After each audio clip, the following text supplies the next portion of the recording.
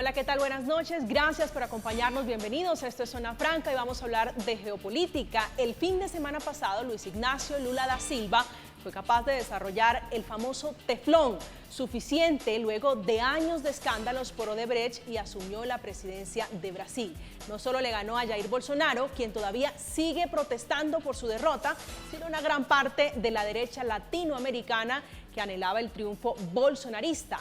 Con la reencauchada de Lula en la presidencia de Brasil, la izquierda no solo toma aire en la región, sino que también se consolida grandemente. Básicamente en el continente solo hay 3 gobiernos de derecha. Les hablo de Uruguay, Paraguay y Ecuador. El resto son de izquierda. Mientras Lula, versión 2.0, vuelve a Brasil. Colombia está viviendo también los primeros 100 días de un gobierno de izquierda, y el viraje de la política y la diplomacia también cambia de manera radical. Ahora los presidentes de Venezuela y de Colombia se reunieron para hablar de una agenda bilateral y latinoamericana. ¿Cuál es el estado de la geopolítica del continente? ¿Cómo llegamos a una región casi de izquierda y para dónde vamos? Ese es el tema de conversación esta noche en Zona Franca. Bienvenidos.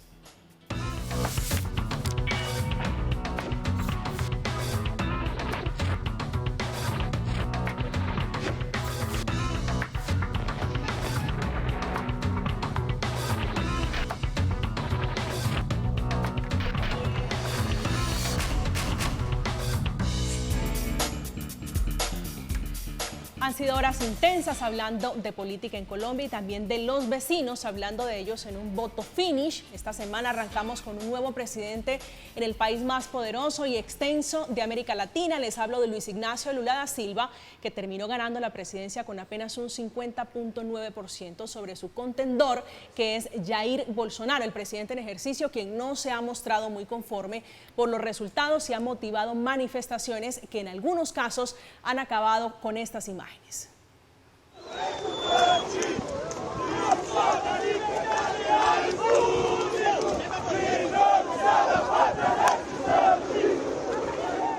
De los vecinos, de la política en la región, de la geopolítica, de las jugadas alrededor de la diplomacia hablaremos esta noche. Para ello hemos invitado a Julio Dos Santos, que fue embajador de Brasil en Colombia. Doctor Dos Santos, muy buenas noches y bienvenido a Zona Franca nuevamente. Buenas noches, muchas gracias por la invitación. El placer es nuestro tenerlo aquí nuevamente en este espacio. Nos acompaña también Rafael Piñeros, que es coordinador de Relaciones Internacionales de la Universidad Externado. Profesor Piñeros, buenas noches. Hola María Camila, buenas noches, un placer estar acá. Gracias. Shomin Laceras es investigador adscrito al Observatorio de Venezuela de la Universidad del Rosario, actual presidente de la Asociación Diálogo Ciudadano Colombo-Venezolano. Bienvenido, muy buenas noches. Muchísimas gracias, María Camila. Bueno, gracias por acompañarnos. Doctor Dos Santos, ¿cómo está leyendo? Lo tuvimos aquí hace apenas unas semanas hablando de Jair Bolsonaro, hablando del señor Lula da Silva. Conocidos los resultados, ¿cómo analiza usted el ambiente en su país, en Brasil? Bueno, el ambiente en mi país, yo tengo edad suficiente para decir que ya vi esta película varias veces. La inconformidad de la derecha cuando pierde, especialmente en el caso actual en que Bolsonaro llegó casi muy cerca de la victoria. Se preparó mucho para esto, ¿no? Usó toda la máquina del Estado para llegar a elegirse, pero la respuesta fue otra. Es decir, Lula, yo no estoy muy de acuerdo de generalizar la izquierda en el continente, no estoy de acuerdo con esto. En primer lugar, porque la izquierda, el PT, el Partido de los Trabajadores, es una izquierda muy más del estilo, yo no quiero decir que sea igual, pero del estilo de los partidos socialistas europeos, ¿no? Que han turnado el poder con otros partidos más de derecha a lo largo de la historia contemporánea desde el final de la Segunda Guerra Mundial. Tuvimos Mitterrand en Francia, que era socialista. El Partido de los Trabajadores, el Labour Party en Londres también ahora puede llegar al poder, ¿no? Y en Italia esto también hay cambios de humores entre derecha e izquierda.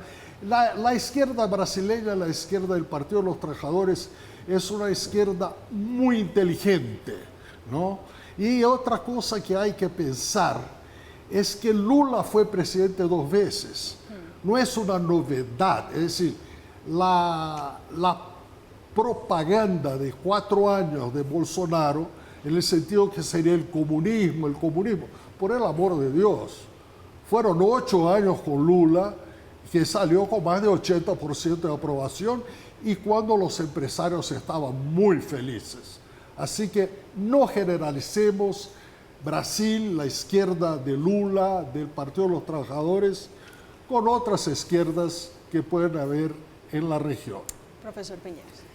Yo creo que es interesante el planteamiento de Flavio. No, Julio, perdón. Don Julio. Don Julio, disculpe. En el sentido de Brasil sabe cómo manejarse con un gobierno de izquierda, pero también hay una realidad objetiva que no se puede ocultar, y es que el gobierno que ejerció y el momento en el que ejerció Lula da Silva es muy distinto al actual.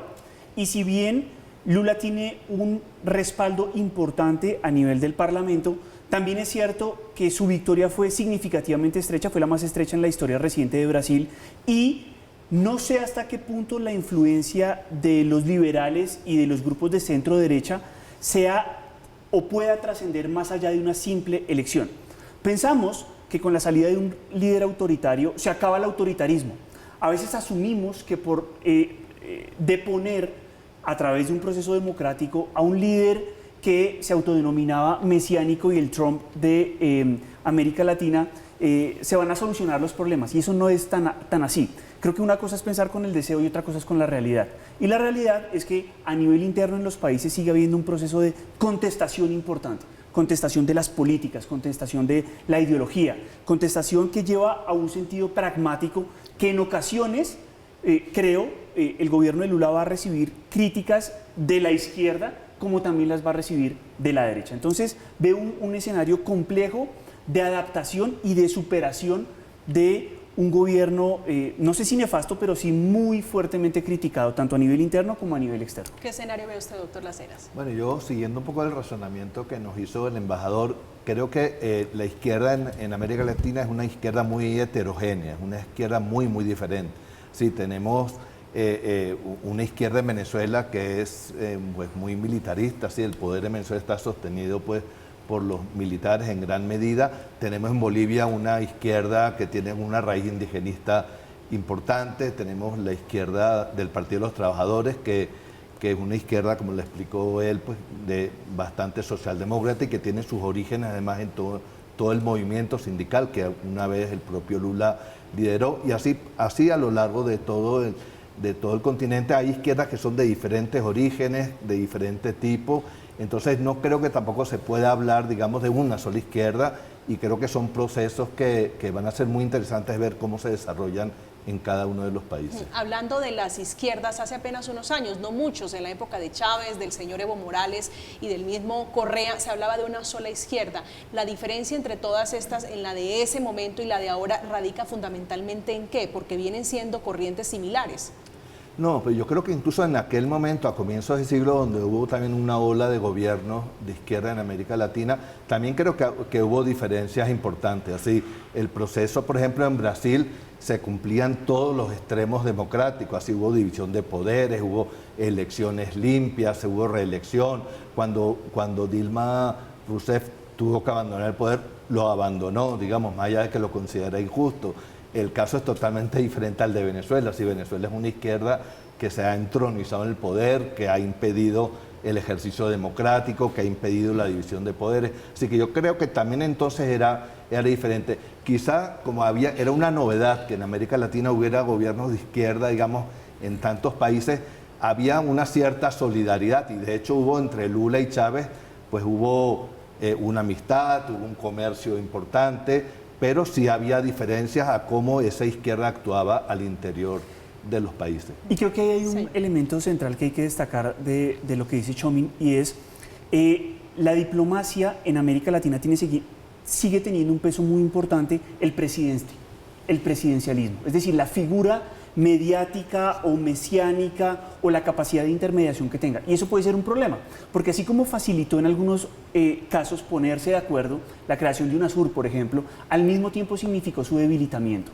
Es decir, la competencia de liderazgos puede ser perjudicial para la consecución de proyectos comunes, de ideas que se puedan implementar y mantener en el tiempo.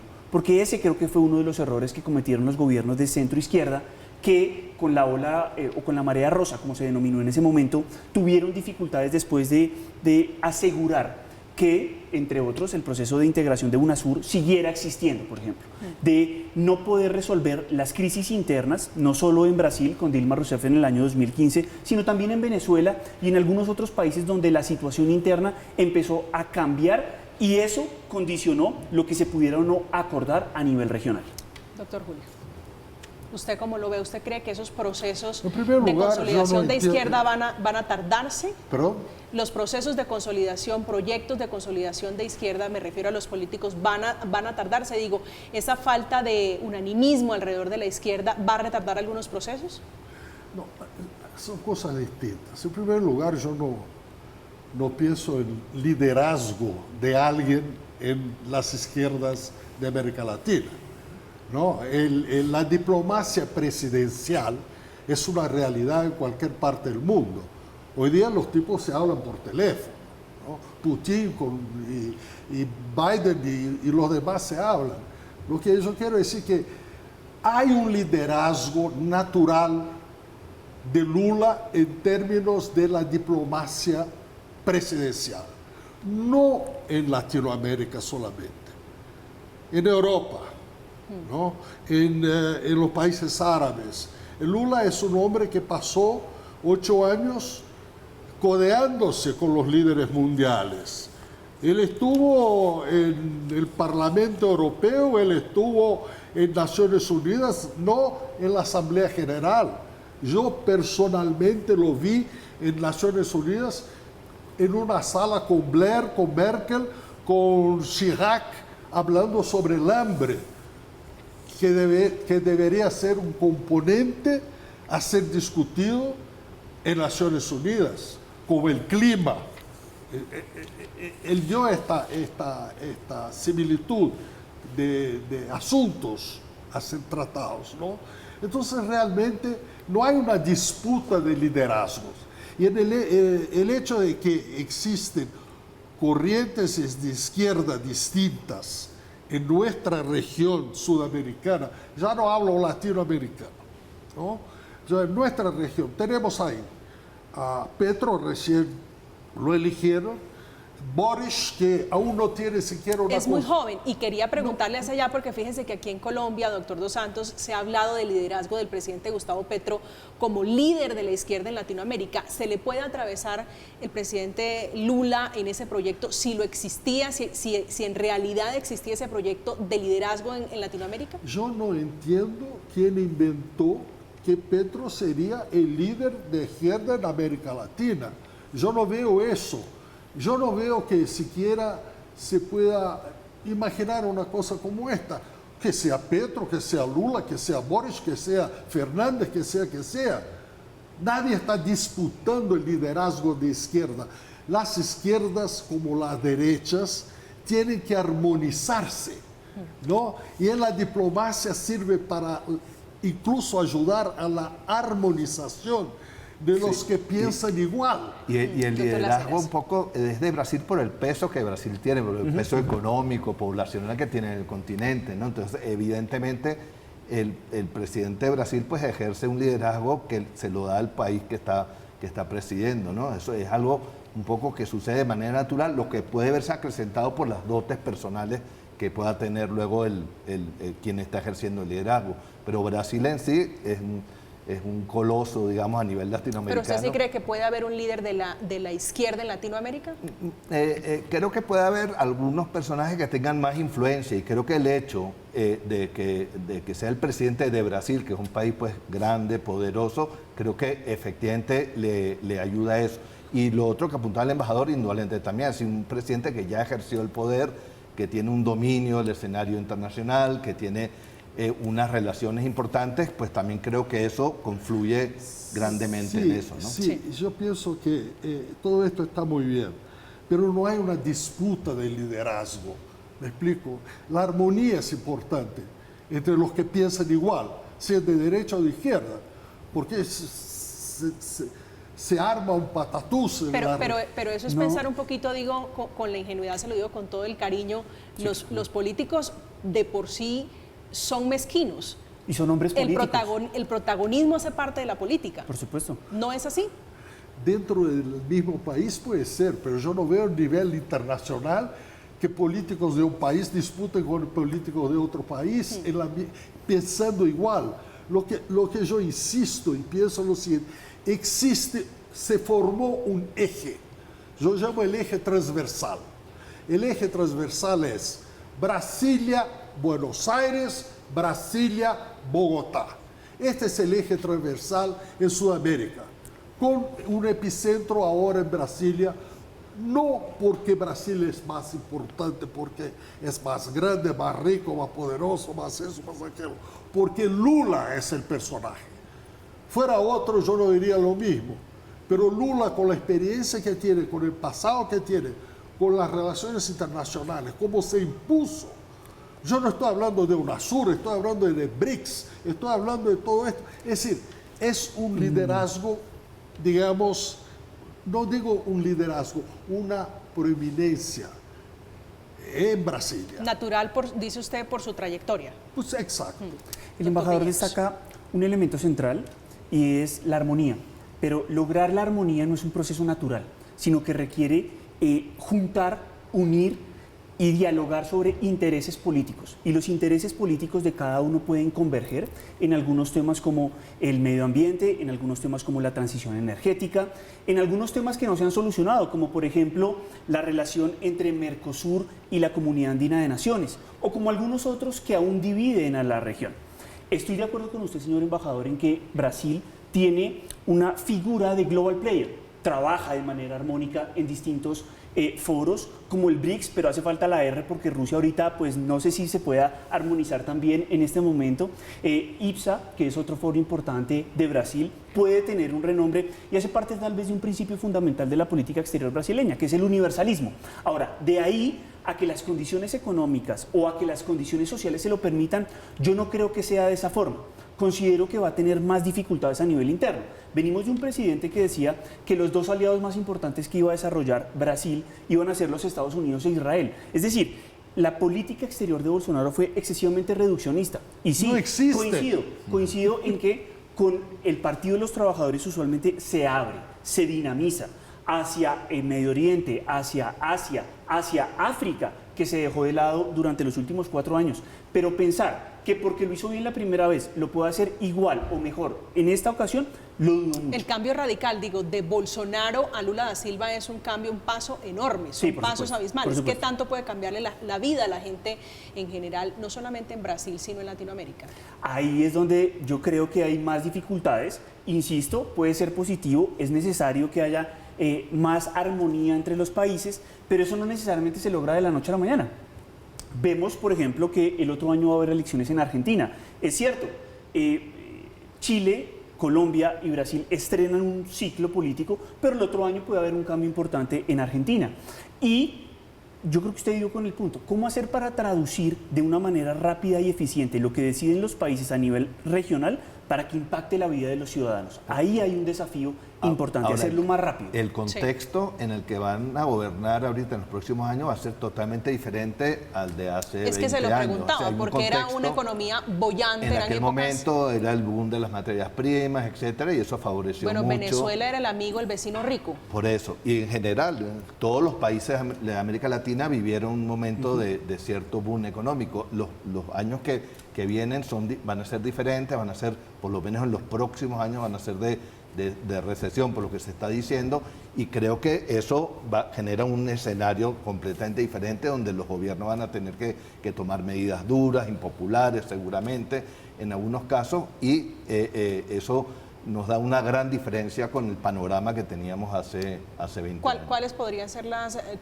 repercusiones, los golpes, digo, a mediano plazo para un proyecto de izquierda con eso que usted dice? Darle al bolsillo, hablando de recesión, hablando de condiciones económicas diferentes y mucho más difíciles. Probablemente van a tener que tomar medidas que igual sean impopulares en ciertos momentos. Eso va a requerir también mucha mano zurda de los gobiernos.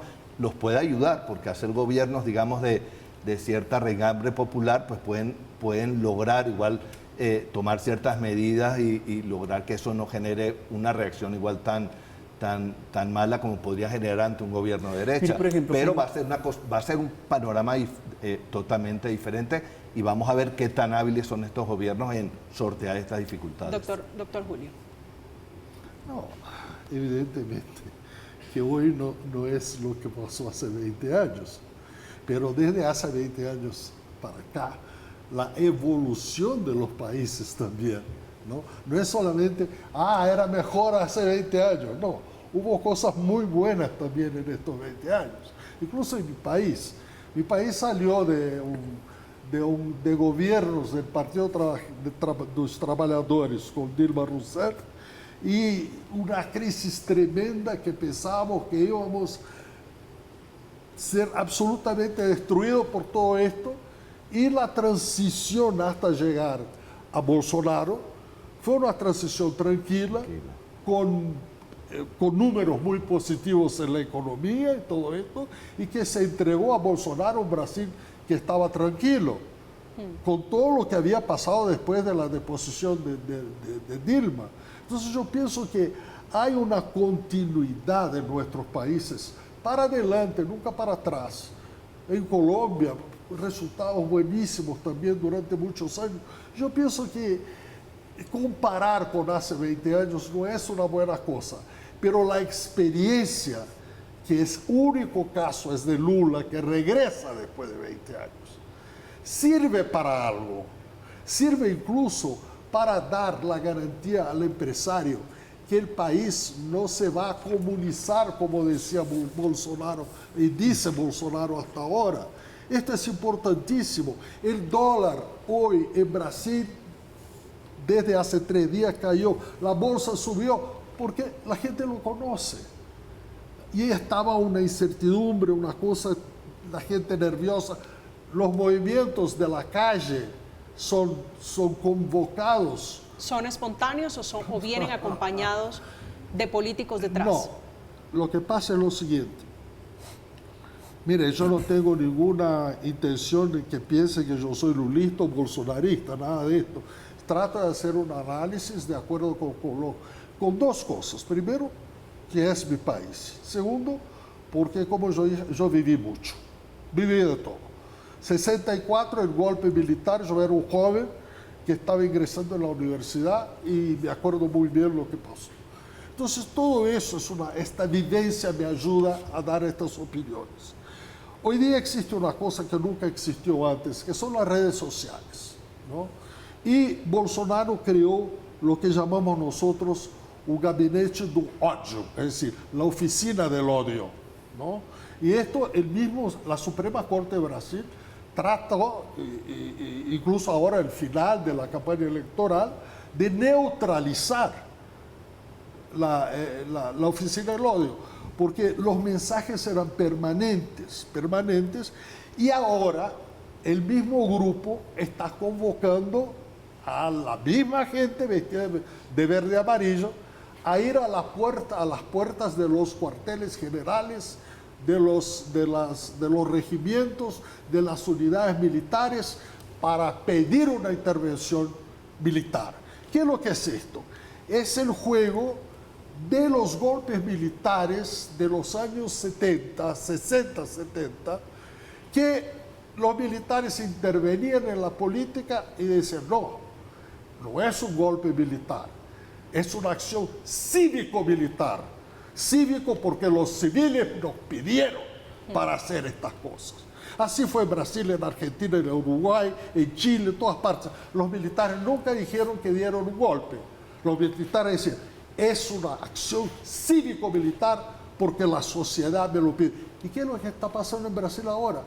Ponen a esta gente, cientos, a veces miles de apoyadores de Bolsonaro, ¿a dónde? En la puerta de los cuarteles. Para si se levanta el ejército, nosotros no quisimos. Fueron ellos que me pidieron, cívico-militar.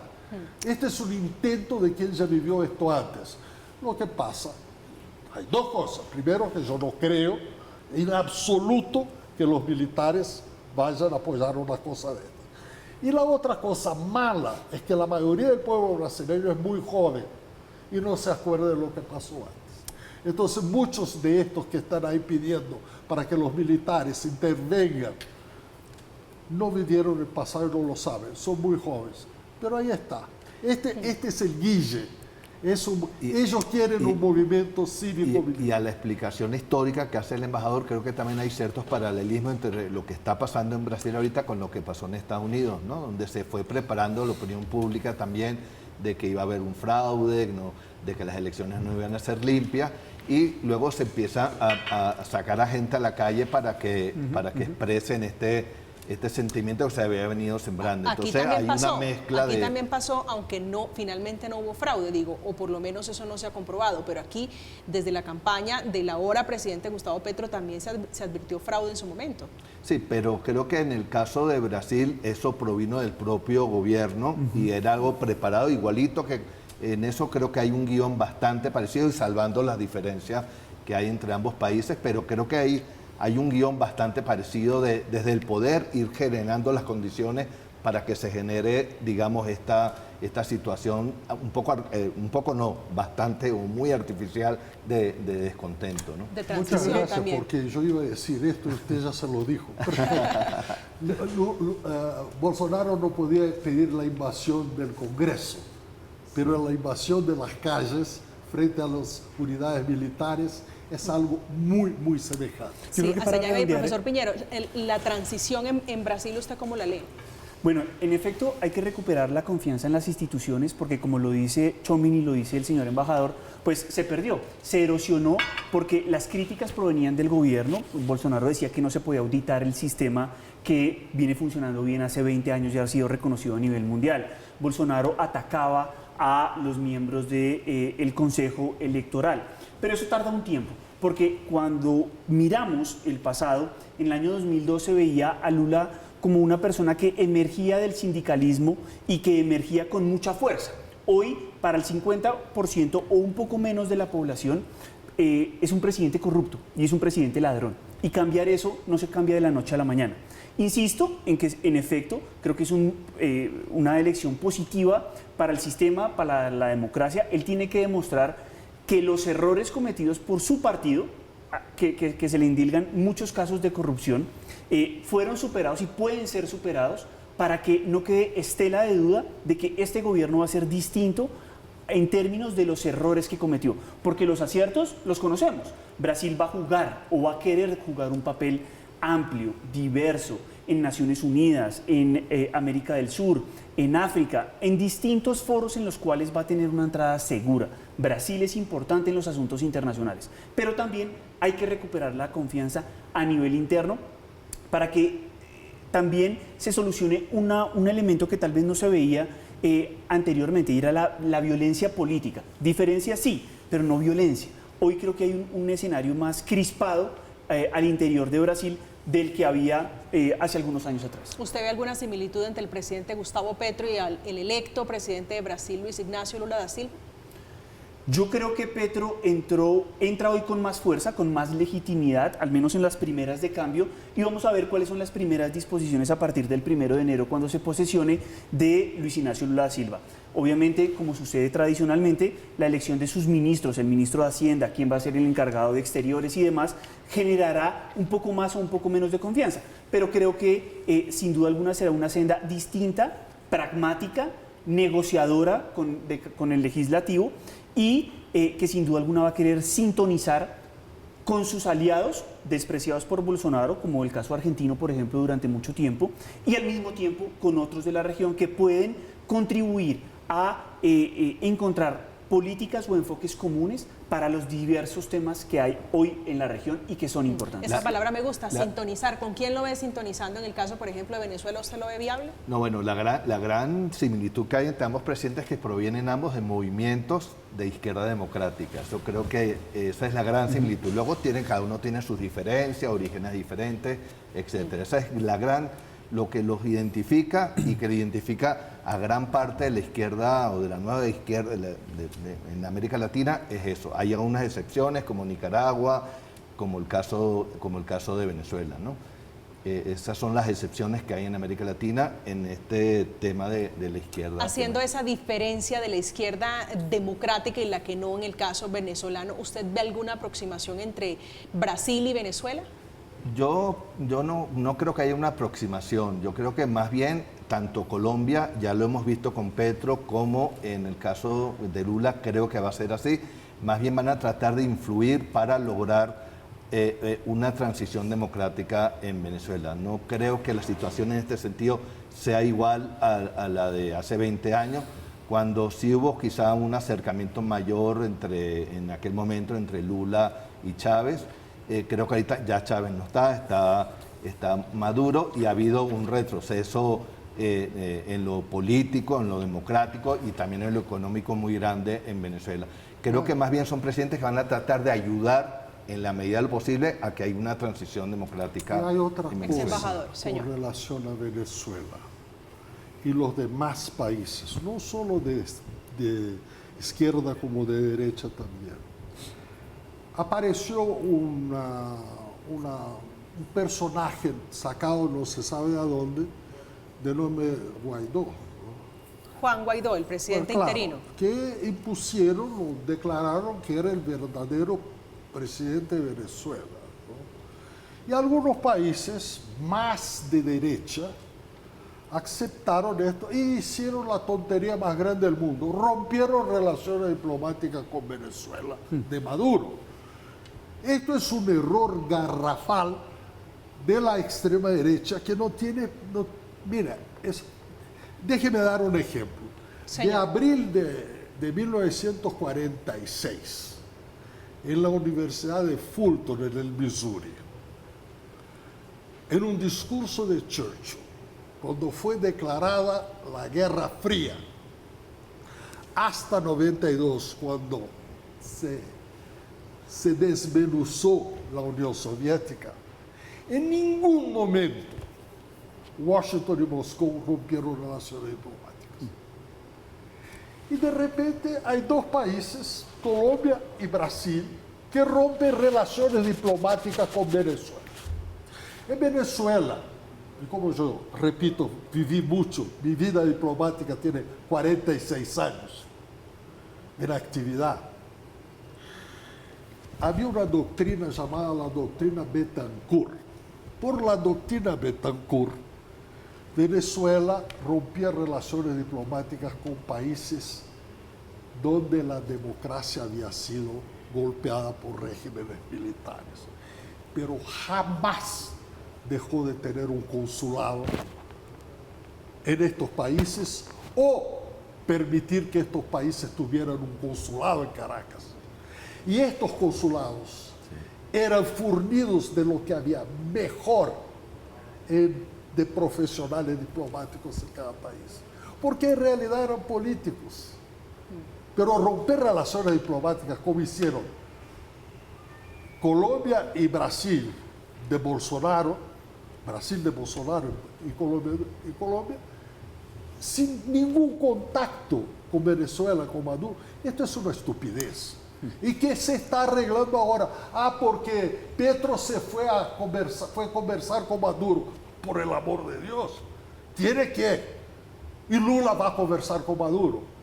Y eso puede ser benéfico para Venezuela, que dos grandes presidentes de países importantes de una izquierda democrática conversen con Maduro. Escúchame una cosa, vamos a mejorar esta vaina. Bueno, vamos por partes. Esos son dos ejemplos de cómo se maneja la diplomacia, un poquito de historia para entender lo que está ocurriendo con Venezuela, lo que muy probablemente va a ocurrir entre Brasil y Venezuela a propósito de este tema en la reunión de esta semana entre el presidente Nicolás Maduro y el presidente Petro. Entre los puntos principales que se abordaron fue el regreso de Venezuela, del vecino país, al sistema interamericano de derechos humanos, la protección de la Amazonía, que es un tema donde también tienen temas conjuntos con Brasil, el cambio climático y las relaciones bilaterales. Estamos en Zona Franca, vamos a hacer una pausa, ya regresamos.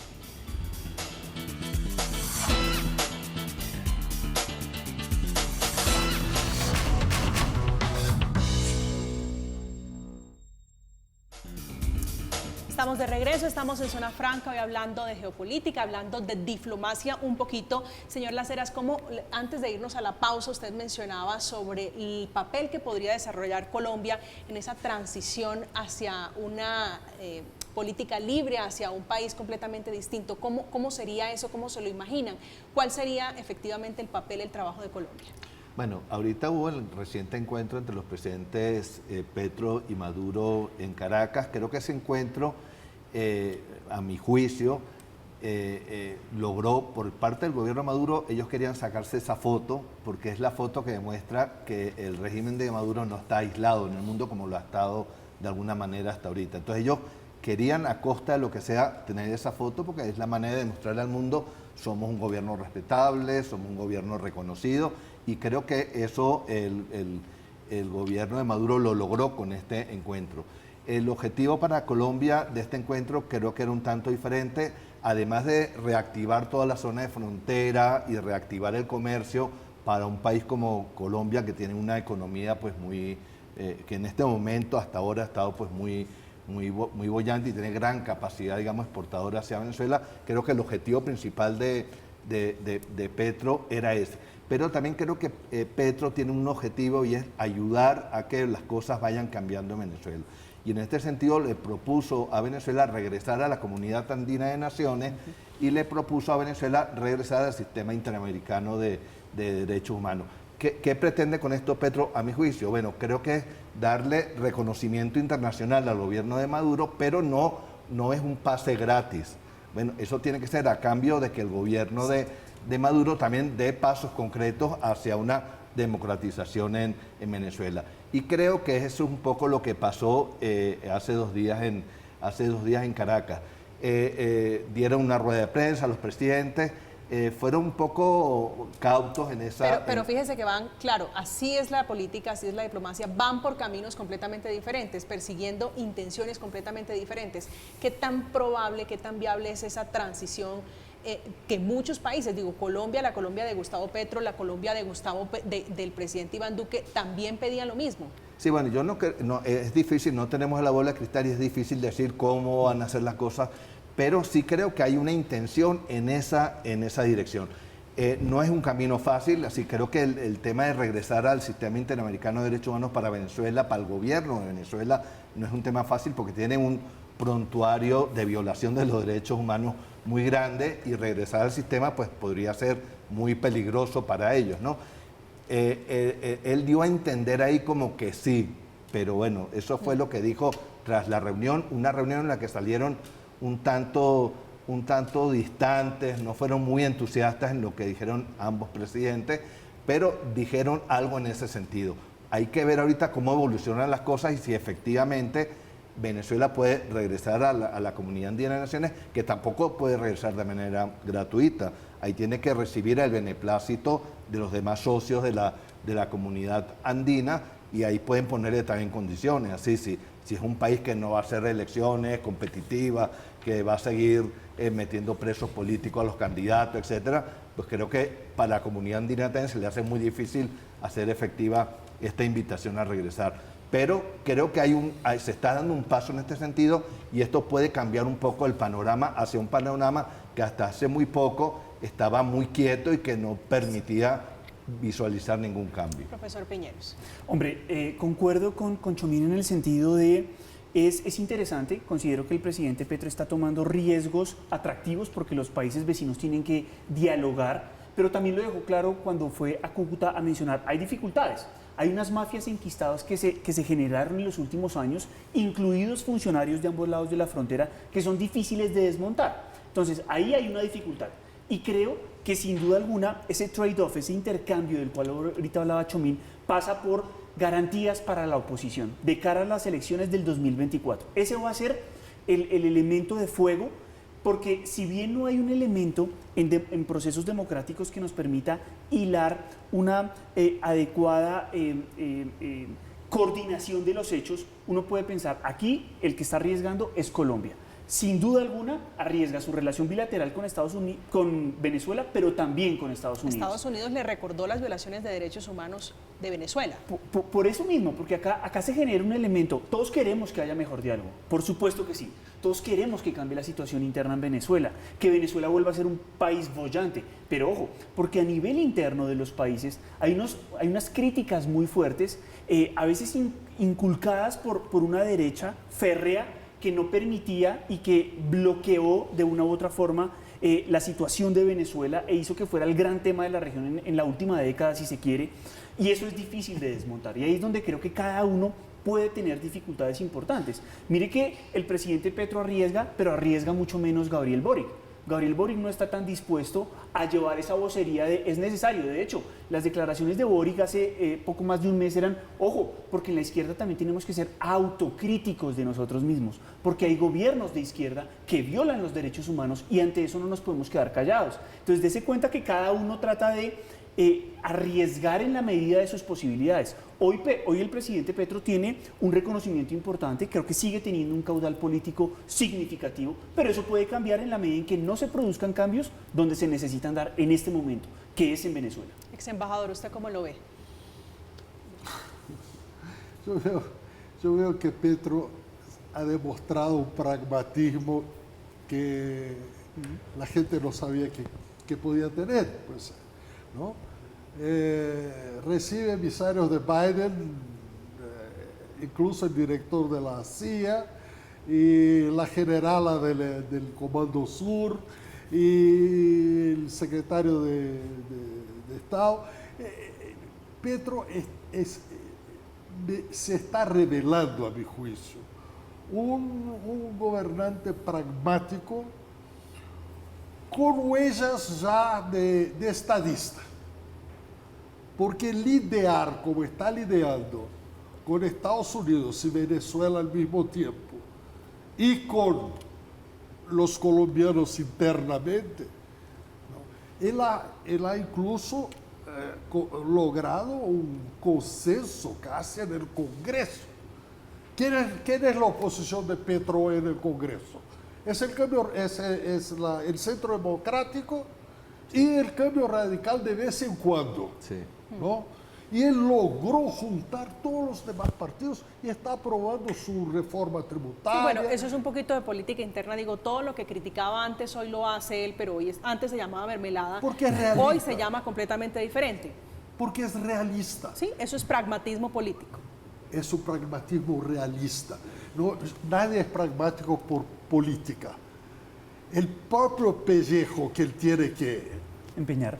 ¿no? Guardar y proteger durante 4 años exige que trabaje de esta forma.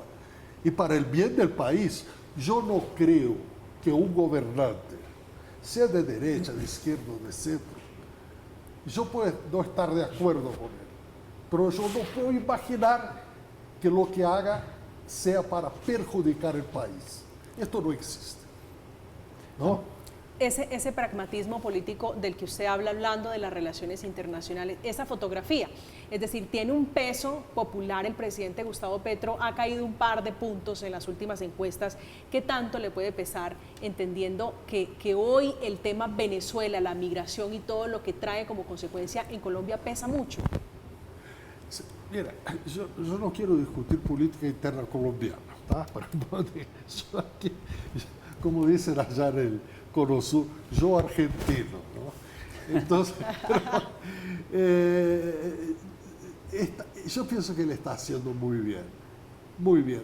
Con el caso de Venezuela, las tronchas por donde pasan los que extraen los productos de un lado a otro, esto todo tenía que ser, como él dijo muy bien, los funcionarios siguen. Los funcionarios siguen. Mire, cambiar toda esta gente no es fácil. Y yo pienso que Petro está haciendo bien con Venezuela. Usted hablaba de la fotografía. ¿Esta fotografía usted cree que va a tener algún peso reputacional, algún peso político? No, bueno, en la medida en que le salgan bien las cosas a Petro no tendrá ningún peso. El riesgo está en que las cosas no salgan bien, indudablemente, ¿no? Y ese cheque se cobra de alguna manera, pero Eso tenemos que esperar, así creo que se están dando los primeros pasos, ¿no? En la medida en que se logre, por ejemplo, que las conversaciones ahorita en México entre el gobierno y la oposición se reanuden y se empiece a mover eso, que el tema de las elecciones del 2024 comience a cristalizar y que se den garantías a la oposición de que pueda actuar por lo menos con unas condiciones mínimas, porque indudablemente no van a ser unas elecciones como las que hemos estado viendo aquí en Colombia o en Brasil, porque el régimen en Venezuela pues es diferente, pero en la medida en que se logren unas condiciones mínimas que permitan a la oposición competir, digamos, en unas condiciones que le permitan eventualmente ganar, pues bueno, si se dan pasos en ese sentido, pues creo que y Petro está trabajando en pro de ello, pues ese cheque lo va a cobrar a su favor y no en la región. Además, por lo menos ha estado, discúlpeme profesor Piñeros, ha estado aislada Venezuela durante un par de años. ¿Cuál sería el gesto del régimen de Nicolás Maduro para regresar, a socializar como mejores amigos? En este momento creo que es crear las condiciones para que las elecciones del 2024 se hagan de la manera más competitiva posible. Creo que ese es el tema central hoy en cuanto a Venezuela. Y acá nos hace falta un tema interesante, porque Petro arriesga en política exterior, pero Petro también arriesga con otro frente importante que abrió, que es la paz total, ¿no? El gobierno de Nicolás Maduro le provee seguridad en la negociación al ELN. Ese es un factor que a nosotros también nos puede afectar. Si bien es importante que Venezuela y el gobierno de Maduro se mantenga en la mesa de negociación, que haya acuerdos, que haya protocolos, que haya eventualmente una veeduría internacional de cara al 2024, Petro es importante lo que propuso y lo que pretende hacer, que es negociar con el ELN, pero ahí también puede haber una dificultad, que las tuvo el mismo Juan Manuel Santos cuando el proceso se iba alargando un poco en la negociación y bueno, acá usted nos dijo que iba a negociar durante un tiempo y esto no cuaja, ¿no? El ELN creo que es de los grupos guerrilleros que más dificultades ha habido para llevar a la mesa de negociación. Ahora empieza un proceso muy difícil y es mantenerlos y cerrar. De los retos que tiene el presidente Gustavo Petro, aquí en Estados Unidos, que es uno de los principales aliados de nuestro país, le dice que respeta la soberanía colombiana, pero le recuerda, le pasa cartilla por las violaciones graves a derechos humanos, violaciones a los derechos políticos y también la grave condición de pobreza que viven en Venezuela. Lo hace el portavoz del Departamento de Estado. Estamos en Zona Franca, vamos a hacer una pausa, ya volvemos.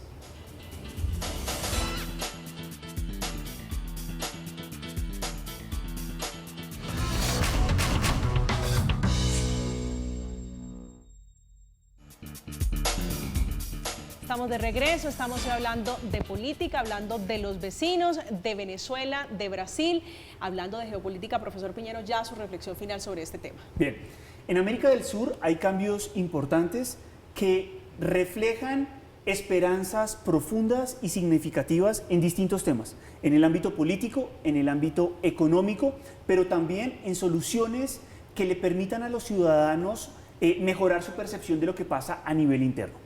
En ese sentido, cada uno de los países se enfrenta a un reto importante: disminuir la polarización, construir políticas públicas que alivien a los estratos más desfavorecidos, a los sectores más deprimidos de la sociedad y que al mismo tiempo le facilite a los empresarios y a los grupos económicos volver a discutir temas de integración regional, volver a participar de manera activa en la región. Doctor Dos Santos. Decir algo más que esto es difícil.